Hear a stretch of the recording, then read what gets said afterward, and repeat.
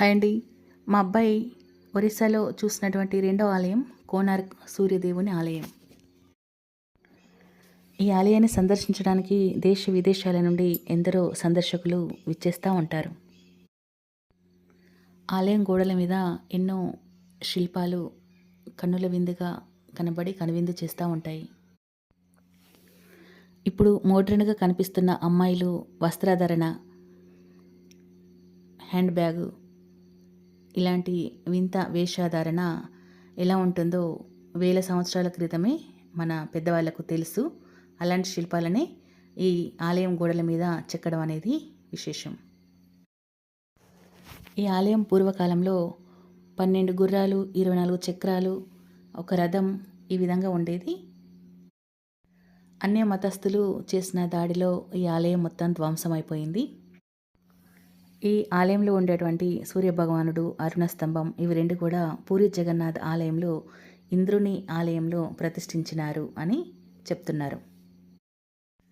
చుట్టూరా కనిపిస్తున్నటువంటి చెట్లు తపోవనం అని, శ్రీకృష్ణుడు కుమారుడు సాంబుడు కొన్ని శాపాలను అంటించుకొని ఈ తపోవనంలోకి వచ్చి తపస్సు చేసి ఆ సూర్య భగవానుని స్తుతించి సముద్ర స్నానం చేయడం వల్ల తనకు వచ్చినటువంటి కుష్ఠవ్యాధి తగ్గిపోయింది అని, ఇక్కడికి వచ్చిన పర్యాటకులు కూడా ఈ తపోవనంలో కూర్చొని సూర్య భగవానునికి సంబంధించింది ఏదో ఒక నామం, స్తోత్రం పఠించడం వల్ల మనకు ఆయువు, ఆరోగ్యం కలుగుతాయని నండూరి శ్రీనివాస్ గారు తన ప్రవచనాల్లో చెప్పడం జరిగింది. ఇక్కడ ముఖ్యంగా నవగ్రహాల మండపం చాలా బాగుంటుంది అని, తప్పనిసరిగా దర్శనం చేసుకోవాలని కూడా చెప్పడం జరిగింది. ఇండియన్ కరెన్సీ నోట్లలో మధ్యలో ఉండేటువంటి చక్రం ఈ ఆలయానికి సంబంధించింది. ఇది సూర్యభగవానునికి సంబంధించిన ఆలయం కాబట్టి ఇక్కడ ఎండ తీవ్రత ఎక్కువ ఉంటుందని, కిరణాలు ఎక్కువగా పడతాయని చెప్తున్నారు.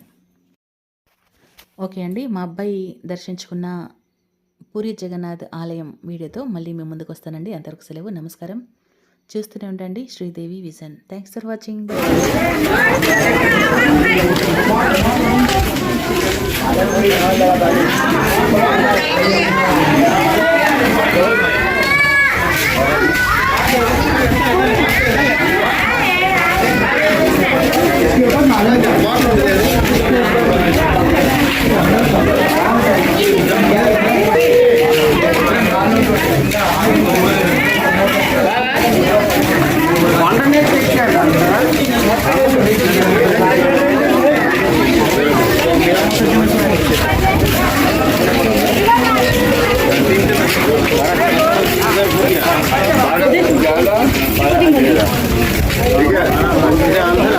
মিডিলের দিকে